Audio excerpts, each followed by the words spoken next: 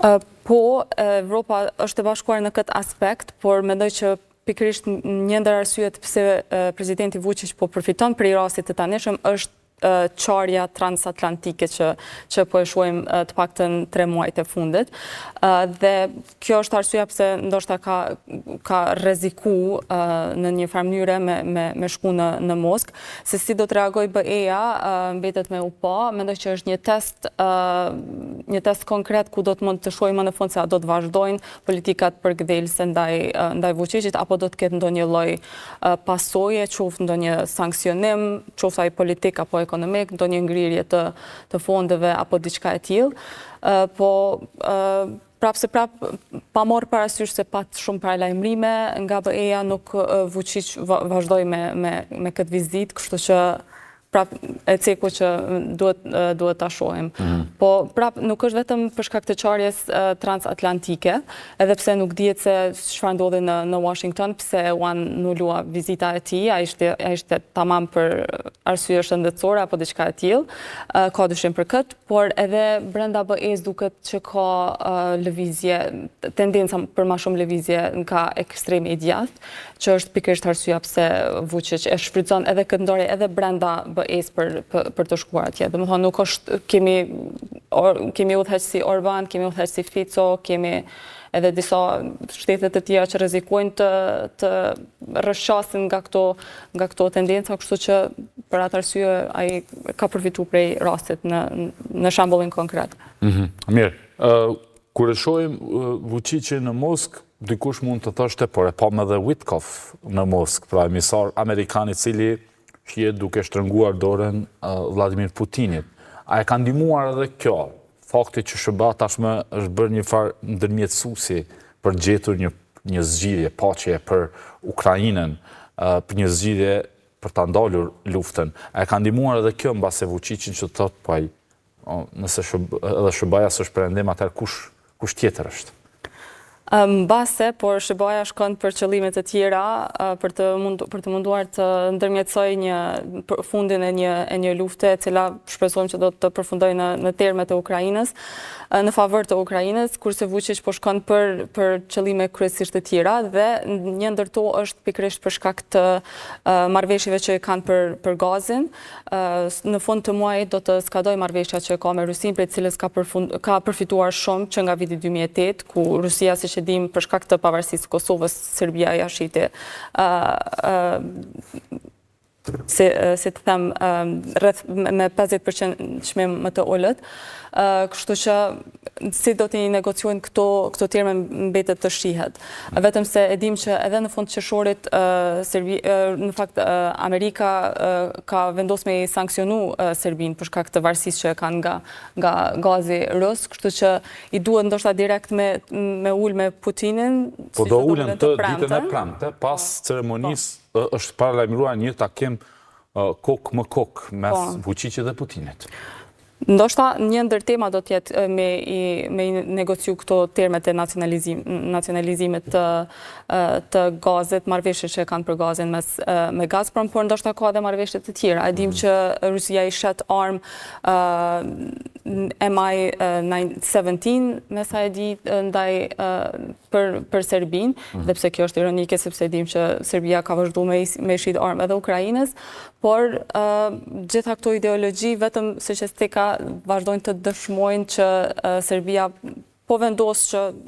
politikën e saj të jashtme dhe të sigurisë, që duhet ta ketë si kandidat zyrtar për antarësim në BE, duhet ta ketë në linjë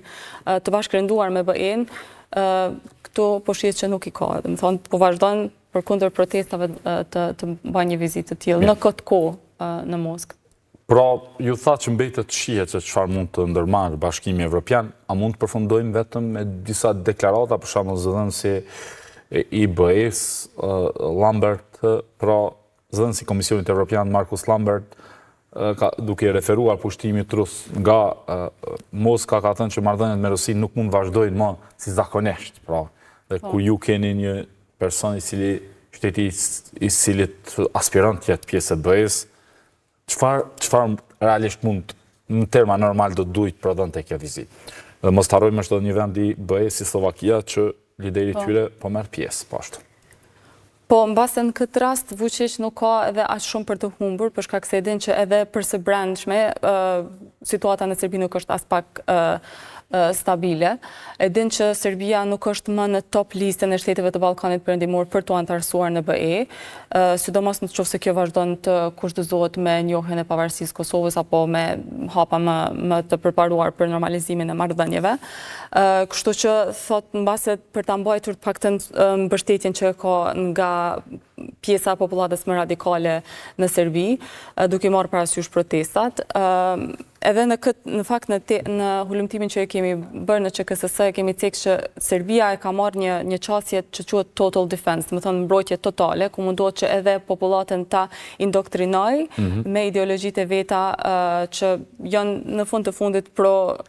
Rusisë dhe pro kësaj anet të botës dhe jo pro perëndimore, siç është munduar ta portretizojë të paktën vitet e fundit. A mundet po e shtroj si pyetje për shkak se është diskutuar paksa mundësia që keti marrëveshje paqe mes Ukrainës dhe Rusisë dhe Krimeja dhe të njihet de jure si pjesë e Federatës Ruse, çfarë do të mund të çonte tek le të themi të krijonte domino efekt dhe në base edhe Kosova të njihej nga Rusia. A mund edhe këto cilat ende mbesin në sferën e spekulimeve të kenë ndikuar që Vučić të alarmohet dhe prandaj të shkoj në Moskë pikërisht tani, se 4 vitet e kaluara nuk është se shkoj në festimet e ditës fitores. Po, është diskutuar edhe ky si skenar në të kaluarën, që mendoj se nëse do të materializohej, kjo do ta bënte Serbin shumë nervoze dhe të zhgënjur në një farë mënyrë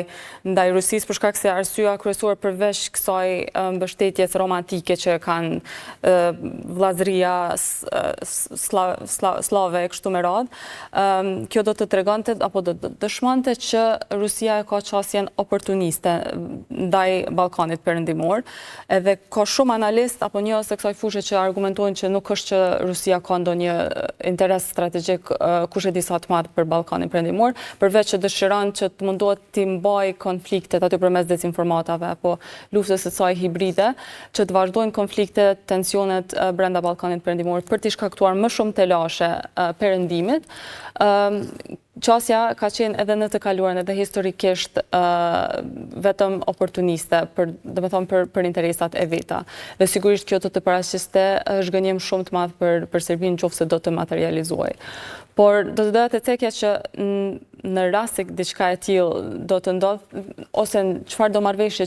që arrihet mes Rusisë dhe Ukrainës përmes ndërmjetësimit të SBA-s, edhe për Ukrainën do të duhej që vizita e tanishme e presidentit Vučić në Moskë të dërgonte një sinjal në Kiev